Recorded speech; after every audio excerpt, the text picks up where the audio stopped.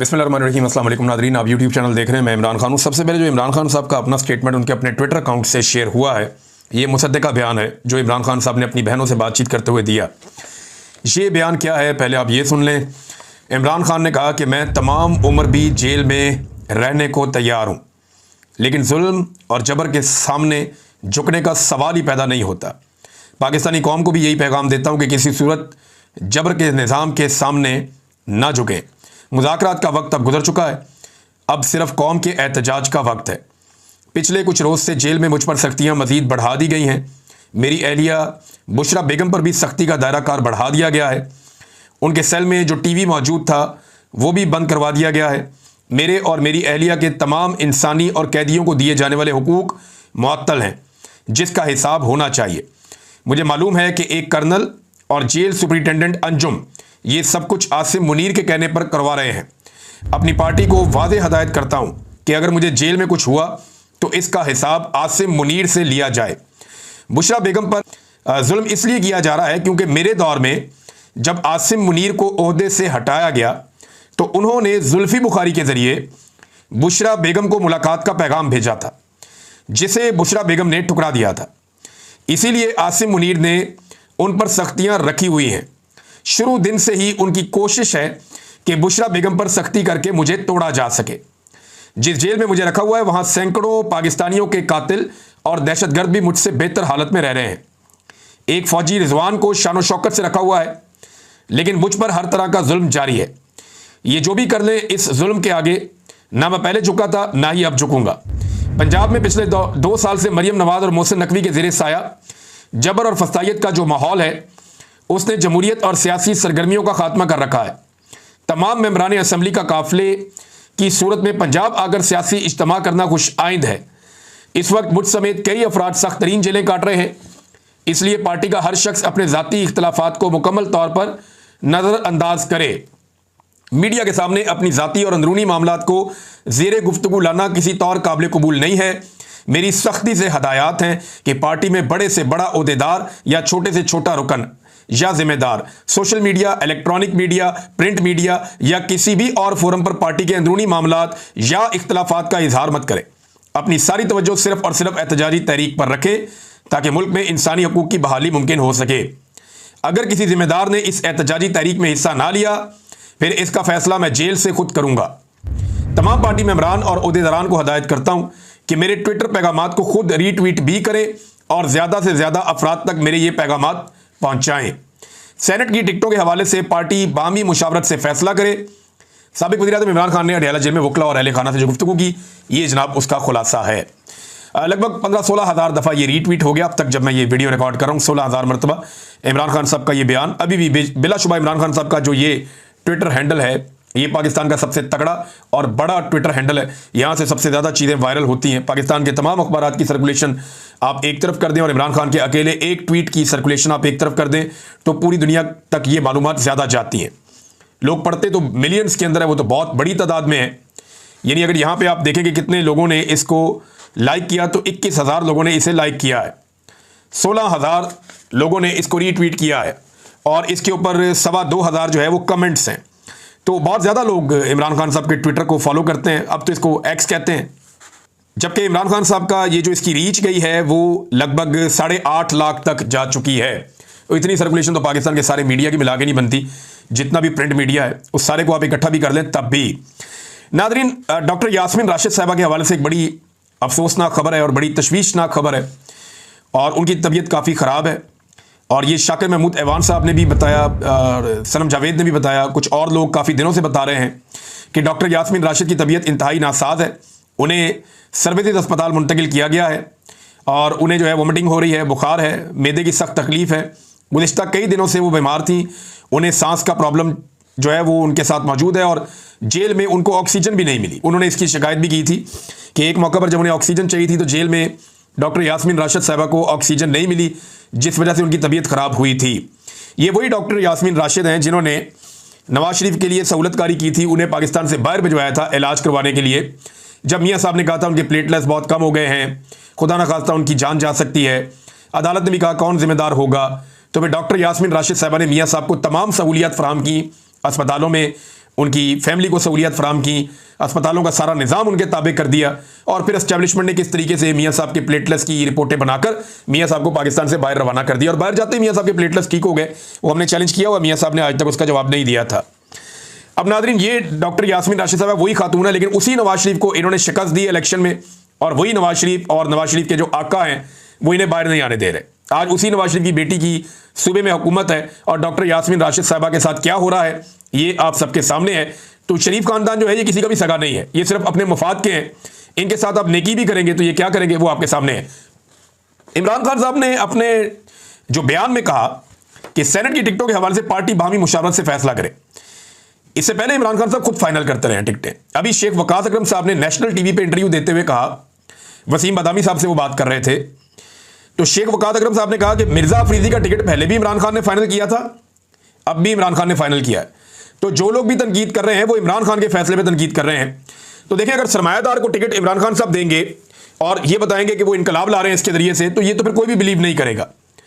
अगर मिर्जा अफरीदी जो है ये अपने पैसे की बलबूते के ऊपर काबिल कबूल बन गया, जिसने बहुत इंजॉय किया वो टाइम जब पाकिस्तान तहरीक इंसाफ को मार पड़ रही थी, जब तहरीक इंसाफ के कारकुनों को, मीडिया को, शायरों को, सिविल सोसाइटी को, वकला को, सबको मार पड़ रही थी, आम आदमियों को, औरतों को मार पड़ रही थी, उस वक्त मिर्जा अफरीदी और कुछ और लोग एंजॉय कर रहे थे। अगर मिर्जा अफरीदी ने उनके लिए ये गुंजाइश निकल गई है, तो असद उमर, अली जैदी, इमरान इस्माइल, फवाद चौधरी, फरूख हबीब, महमूद खान, अंदलीब और मुराद राज, बहुत सारे दर्जनों और लोग हैं, बेशुमार हैं, तो इन सब के लिए भी गुंजाइश निकल जानी चाहिए फिर तो। या सिर्फ उसी के लिए गुंजाइश निकलेगी जिसके पास पैसा ज्यादा है या जो चंदा ज्यादा दे सकता है? तो ये तो इमरान खान के खाते डाल दिया।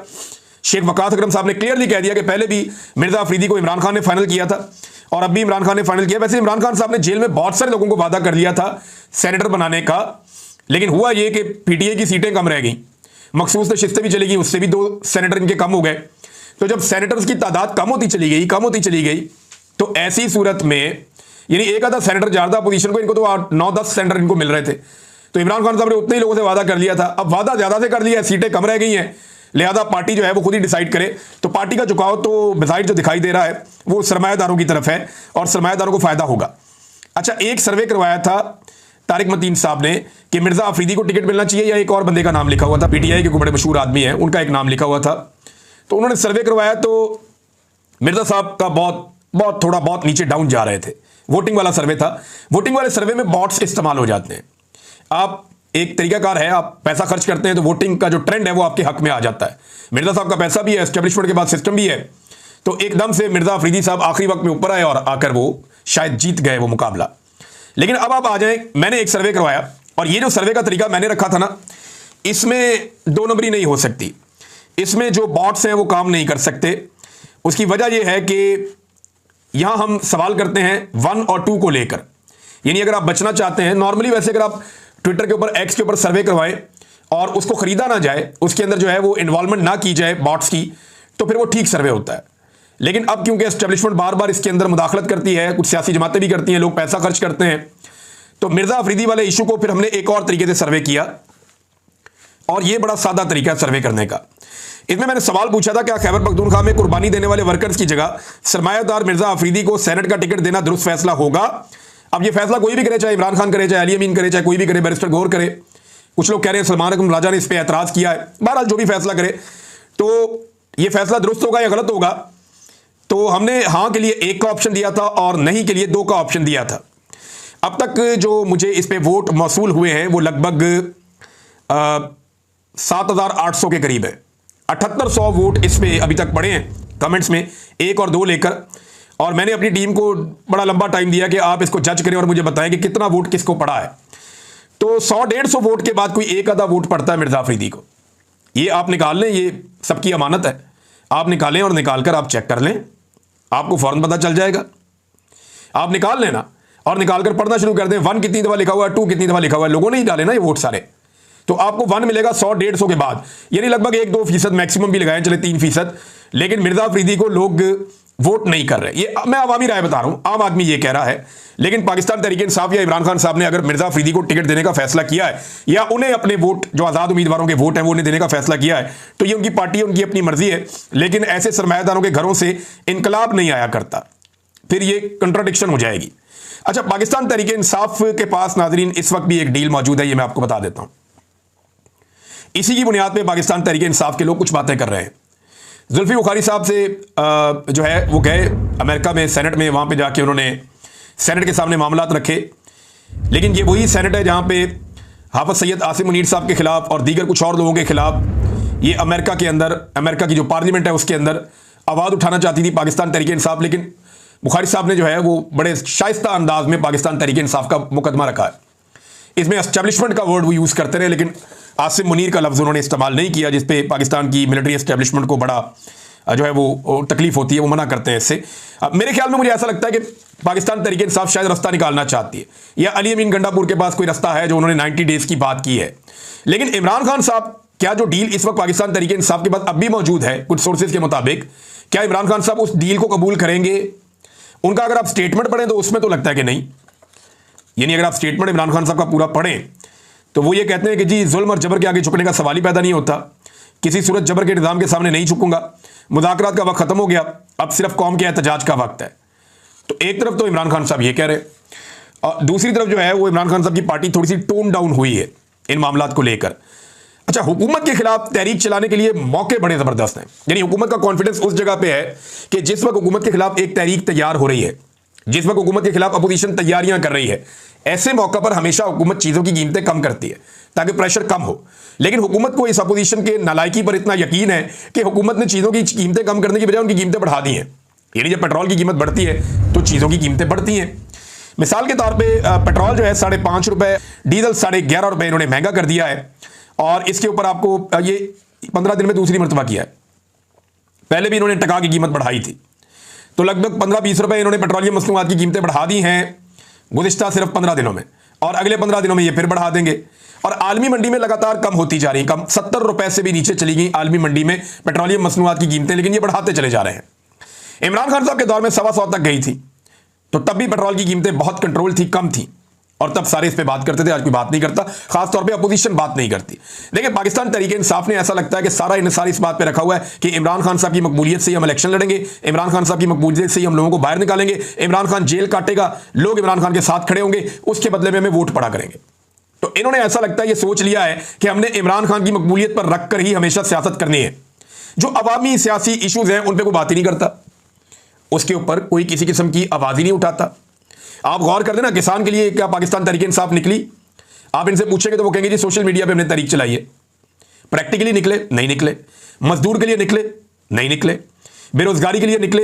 बेरोजगारी कितनी ज्यादा बढ़ गई, 22% तक चली गई, निकले? नहीं निकले। गुर्बत के लिए निकले? आधा पाकिस्तान गुर्बत की लकीर से नीचे जा रहा है तकरीबन, और यह सारा इसी दौरे हुकूमत में हुआ। क्या पाकिस्तान तहरीक इंसाफ गरीबों के साथ खड़ी हुई? नहीं हुई, सोशल मीडिया पे खड़ी हुई। और वो सोशल मीडिया का कमाल है, जो प्रैक्टिकली मैदान में निकल कर सियासत आपने मैदान में करनी होती है। अगर 8 फरवरी 2024 को पाकिस्तान की आवाम सोशल मीडिया पे सिर्फ आपको वोट डाल देती तो क्या आप इलेक्शन जीत जाते?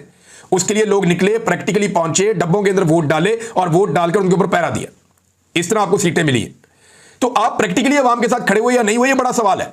यानी महंगाई का तूफान आ गया, गरीब आदमी के साथ आप खड़े नहीं हुए, मुआशी तबाही होगी। आटे का स्कैंडल के खिलाफ पीटीआई खड़ी हुई? नहीं हुई। चीनी के स्कैंडल के खिलाफ पीटीआई ने एहतजाज किया? नहीं किया।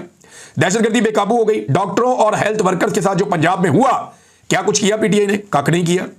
वुकला का साथ नहीं दिया, उस्तादा का साथ नहीं दिया, तलबा का साथ नहीं दिया जो तलबा के साथ हुआ, बल्कि बैकफुट में चले जाते हैं। हत्ता के जो सहाफियों के साथ हुआ उस पर भी पाकिस्तान तहरीक इंसाफ ने सहाफियों का साथ नहीं दिया। इमरान खान के दौर में सहाफियों को थोड़ी मार पड़ती थी ना, तो सारी अपोजिशन इकट्ठी होकर सहाफियों के साथ खड़ी हो जाती थी। आज इस दौर में सहाफियों को बहुत मार पड़ रही है, लेकिन पाकिस्तान तहरीक इंसाफ के लोग सहाफियों का इवन नाम लेने तक के लिए भी तैयार नहीं है, खड़े होने के लिए तैयार नहीं है। कोई बंदा खड़े होने के लिए तैयार नहीं है। जिन लोगों को जबरी तौर पे लापता किया गया, मैं अपनी मिसाल आपको देता हूं। जमात इस्लामी के लोग मुझे मिलने आए, नून लीग के लोग मिलने आए, कुछ पीपल्स पार्टी के लोगों ने भी राब्ता किया। जब मैं जबरी तौर पे लापता होकर वापस आया, पीटीआई को बंदा मिलने नहीं आता था, डरते थे सारे। बल्कि जो राब्ता करते थे वो कहते थे इमरान साहब आप बोलना बंद कर दें।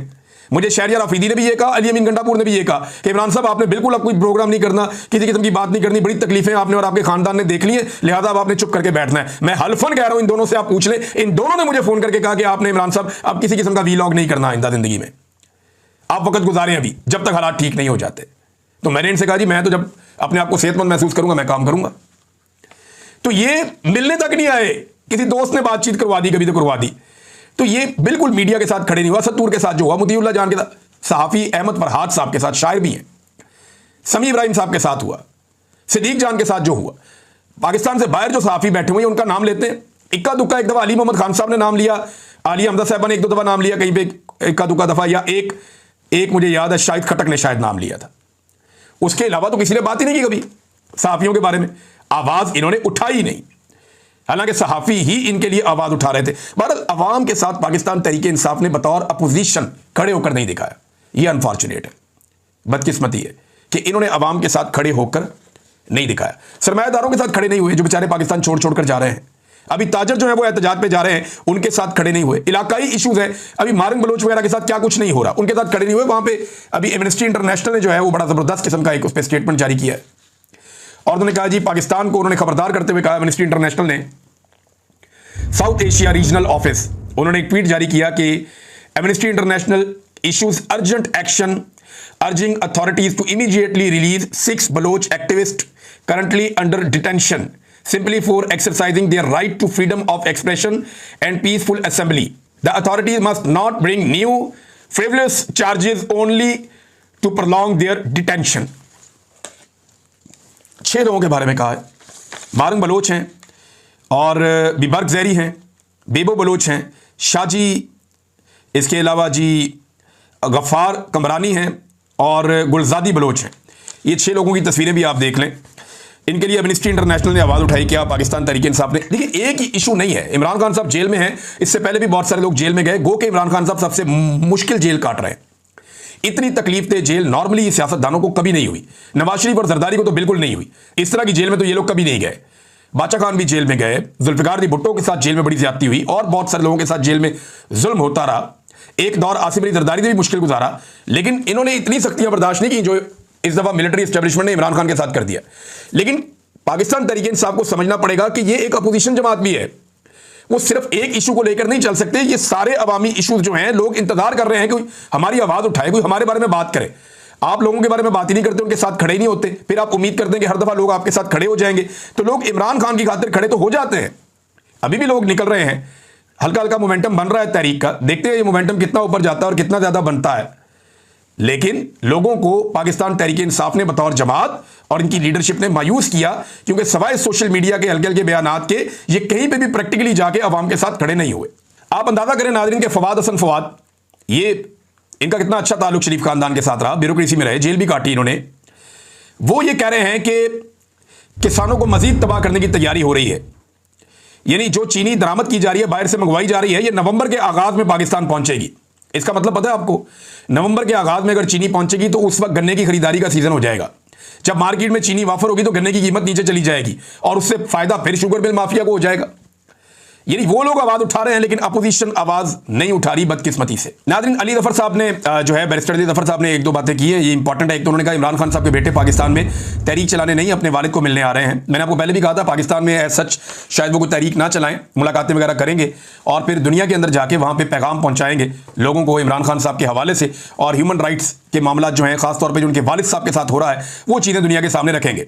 दूसरा, उन्होंने जो सलमान अकरम राजा साहब का एक बड़ा अग्रेसिव रवैया था, जिस तरह वो चिल्ला चिल्ला कर आज बोले, उस पर भी उन्होंने तनकीद की कि अगर वो बहुत गुस्से में थे तो उन्हें पानी पीना चाहिए था, अपने आप को ठंडा करना चाहिए था। पॉलिटिकल पार्टी में आप ऐसे, ये हेडमास्टर वाला रवैया तो वैसे नहीं होना चाहिए। मुझे भी बहुत अजीब लग रहा था कि सलमान अकरम राजा साहब जो बड़े ज़बरदस्त आदमी हैं, बड़े ज़हीन आदमी हैं, वो इस तरीके से एकदम छूट कर ऐसे गुस्से में बात करेंगे तो वो नामुनासिब लगता है, वो सुनने में भी नामुनासिब लगता है। और एक खातून जो उनकी अपनी पार्टी की हैं, गो कि उन्होंने गलती की है, लेकिन ऐसे शाउट उनके ऊपर नहीं किया जा सकता। नाज़रीन, और खबरें हैं मेरे पास, आपको नेक्स्ट वीलॉग में मैं बताऊंगा। एक और चीज़ है, सीटीडी को एक तरह का डेथ स्क्वाड बना दिया गया है और किस तरह जो है वो पुलिस मुकाबले पंजाब में बढ़ गए हैं, कैसे इंसानों का कत्लेआम हो रहा है मावराए अदालत, इसके ऊपर एक तफसीली रिपोर्ट हम तैयार कर रहे हैं फैक्ट्स के साथ।